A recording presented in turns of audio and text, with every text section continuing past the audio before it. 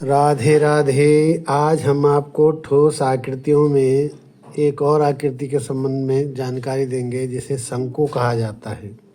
English में इसे कोन कहा जाता है।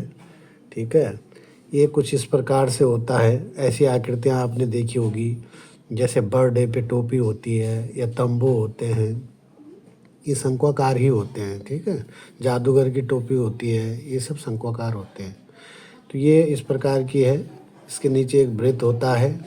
ठीक है, अब इसमें क्या क्या होता है, एक इसके जो नीचे वृत्त है, इसकी जो रेडियस होती है उसे हम आर से लिख सकते हैं। इसके जो आधार में वृत्त है उससे इसके शीर्ष की जो ऊंचाई होती है उसे एच कहते हैं। और बाहर से देखिए, जो ये इस प्रकार की तिर्यक ऊंचाई, स्लांट हाइट जो है उसे हम एल से दिखाते हैं। ठीक है, तो इस प्रकार से ये फिगर है। यहाँ तक तो इंग्लिश मीडियम वालों को भी समझ में आ गया होगा। अब हम सबसे पहली बात, यदि हमको एल निकालना हो तो एल के लिए हम क्या करते हैं, यहाँ पे 90 डिग्री मान लेते हैं क्योंकि सीधी है। तो इसमें हमारा पाइथागोरस का प्रमेय लग जाता है। ये आपका डायगोनल बन जाता है, यानी विकर्ण बराबर आधार का अंडर आधार का वर्ग धन हाइट का वर्ग। ये ठीक है, ये आपका आ गया base square plus height square. तो इससे आपका क्या आ जाएगा, ये डायगोनल आ जाएगा। यही हमारी स्लैंट हाइट है। तो एल हम इस प्रकार से निकालते हैं यदि प्रश्न में दिया हो। इसके बाद आगे बढ़ते हैं।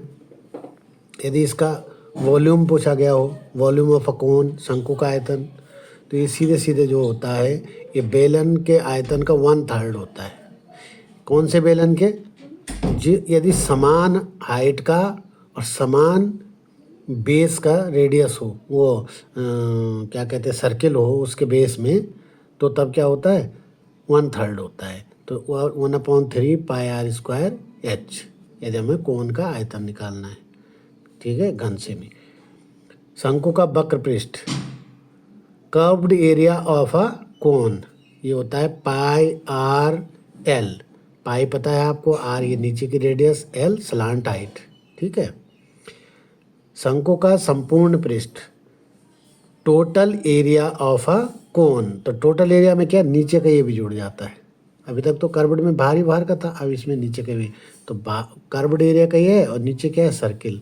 तो पाई आर स्क्वायर, तो दोनों जुड़ जाएंगे तो कंप्लीट इसका एरिया आ जाएगा बाहर, वो बाहर का प्लस नीचे का। ठीक है, अब प्रश्न कैसे आते हैं इसके, जैसे देखिए, एक शंकु के आकार के तंबू के आधार की त्रिज्या 7 सेंटीमीटर है। ये क्या है, 7 सेंटीमीटर, तथा ऊंचाई 24 है। ये क्या है, 24 है।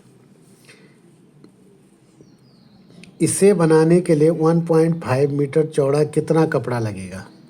मान लिया कपड़ा ऐसा है कुछ, देखिए ये क्या है, चौड़ाई है कपड़े की, हमको कितना कपड़ा इस पर खर्च होगा, इसकी लंबाई निकालनी है। तो देखिए क्या करेंगे, रेडियस हमें दी हुई 7 मीटर, हाइट दी हुई हमें 24 मीटर। ठीक है, तो अब हम क्या करेंगे, हमको चूँकि इसका क्या निकालना है, कर्व्ड एरिया निकालना है। तो कर्व्ड एरिया में हमको ज़रूरत क्या पड़ेगी, देखिएगा एल की ज़रूरत पड़ेगी। तो एल निकालने के लिए क्या करेंगे, हम ये वाला सूत्र लगाएंगे, अंडर रेडियस का स्क्वायर प्लस हाइट का स्क्वायर। तो हमने वही किया, रेडियस का प्लस हाइट स्क्वायर। तो ये आपने किया 7 का 49, 24 का 576, टोटल इतना हुआ। तो 625 किसका रूट होता है, 25 का। यहाँ तक आपका क्लियर हो गया। अब तंबू का वक्र पृष्ठ, ठीक है, तो वक्र पृष्ठ curved area pi R L होता है, ये आपने देखा है, यहाँ पाई आर एल होता है।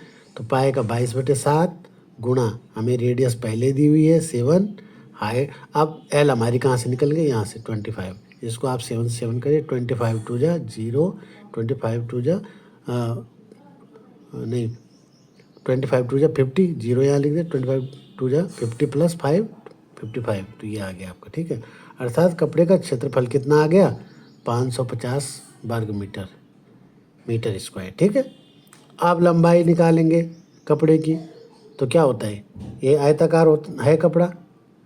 ठीक है, तो कपड़े का क्या होता है, क्षेत्रफल लंबाई गुणा चौड़ाई, और लंबाई बराबर क्या होता है, क्षेत्रफल बट्टी चौड़ाई। तो क्षेत्रफल में चौड़ाई कितनी है कपड़े की, 1.25, उन्हीं को भाग दे देंगे। तो इसका इसमें भाग देंगे तो 440 मीटर कपड़े की ये लेंथ आ जाएगी।